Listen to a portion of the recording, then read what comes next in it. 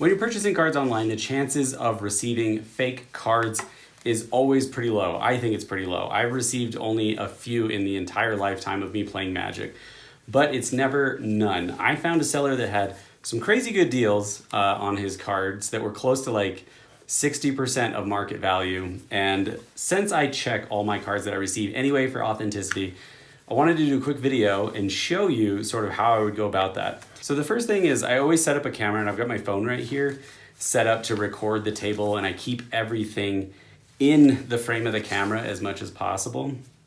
So I'll record myself opening it and showing that it's completely sealed, so I haven't messed with it at all. So let me just show you what I would do to make sure that my cards are authentic and just how I'd go about it. It's pretty easy.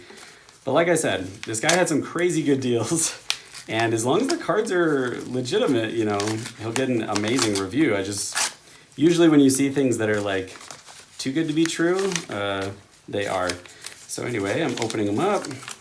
I can see that my order is sealed right here. He's got a nice note on there. Thank you, I appreciate you. Okay, so normally what I'll do is I'll put my list to the side so that I can make sure that I have everything. I'll check that later. I'm just gonna remove it so I can unblur the camera to show. All right, I've got some cards here that he sent. They look like they're just in penny sleeves smashed between two top loaders. That's totally fine.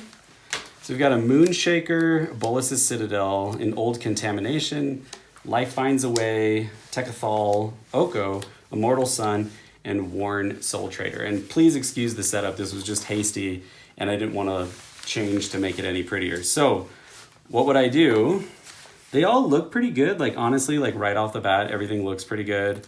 I'll take everything out of its sleeve, but I am gonna check every single one. And it's hard for me to keep it in the frame there, but at least I've got it in the other frame. I can tell though from touching it that it feels like I would expect. So I'm gonna do the green dot test right here. That one looks good. Along with, I'm gonna look at the Immortal Sun. So along with the green dot test, the other thing that I'll do, okay, that looks good too, is if you've seen my other video where I talk about authenticity, are your Magic cards fake? I'm gonna check the H, and then I'm gonna check the bottom border really quick. Borders look good, cool. So I'm just gonna go ahead and do that. Oko feels kind of weird, but I trust it. Let's see, Moonshaker feels kind of as expected. A lot of the Wilds of Eldraine had like a rough back or a smooth back and a rough front, that sort of thing. Bolus's Citadel looks okay on first inspection. Contamination feels like an old card.